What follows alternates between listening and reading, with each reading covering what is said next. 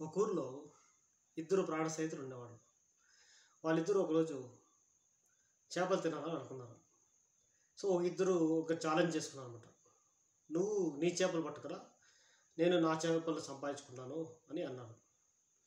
So ఒక friend వాడు ఇద్దరు నేను వేరే ఊరికి వెళ్ళి లేదా ఎక్కడైనా బయట వెళ్ళి చేపలు సంపాదించుకొని వస్తాను అని అన్నాడు. సో వాడు వెళ్ళిపోయాడు.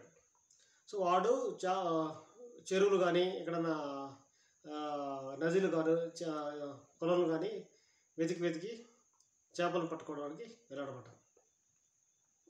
సో రెండో ఫ్రెండ్ ఇంట్లోనే ఉండి సో ఎవరైనా చేపలు అమ్ముతారా అని ట్రై చేశాడనమాట. ఎదురు చూస్తున్నాడు, చేపలు అమ్మేవాళ్ళు ఇంటికి వస్తారు అని వెయిట్ చేశాడనమాట.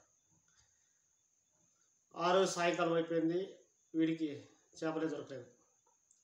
సో ఇంకొకడు ఫ్రెండ్ అయినవాడు మళ్ళీ సాయంకాలం తిరిగి వచ్చాడు, ఒక పెద్ద చేపల్ని పట్టుకొచ్చాడు. సో వీడు వెయిట్ చేసి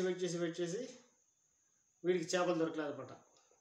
వాడు బయట వెళ్ళి ఎక్కడెక్కడ తిరిగి చేపలు పట్టుకొచ్చాడు అనమాట.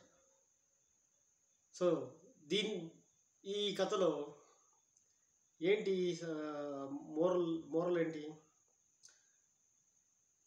Get the things done. మన కార్పొరేట్ వరల్డ్లో గెట్ ద థింగ్స్ డన్ అనేది ఉంది, లేదా గో గెటర్ యాటిట్యూడ్ ఉంది అన్నమాట.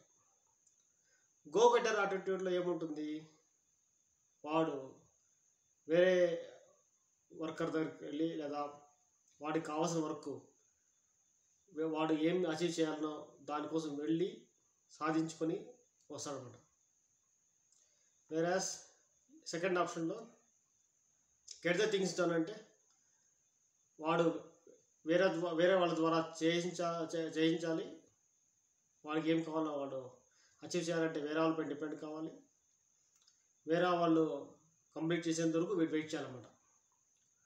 సో ఈ రెండు ఆప్షన్లో which one is correct, which one is best? Go getter attitude అనేది బెస్ట్. సో వేరే వాళ్ళపైన డిపెండ్ అయినప్పుడు మనకు కావాల్సిన రిజల్ట్ రాకపోవచ్చు, మన ఎక్స్పెక్టెడ్ రిజల్ట్, లేదా మనం అనుకున్న రిజల్ట్ రాకపోవచ్చు. బట్ ఇక్కడ గో గెటర్ యాటిట్యూడ్లో వాడు వెళ్ళి సక్సెస్ఫుల్గా అచీవ్ చేసి టైం లైన్తో కంప్లీట్ చేసుకొని రాగలగలనమాట. సో ఈ స్టోరీ విన్నారంటే ఎవరైనా సరే మోటివేట్ అయ్యి గో గెటర్ యాటిట్యూడ్తోనే ఉంటారని నేను అనుకుంటున్నాను. Thank you.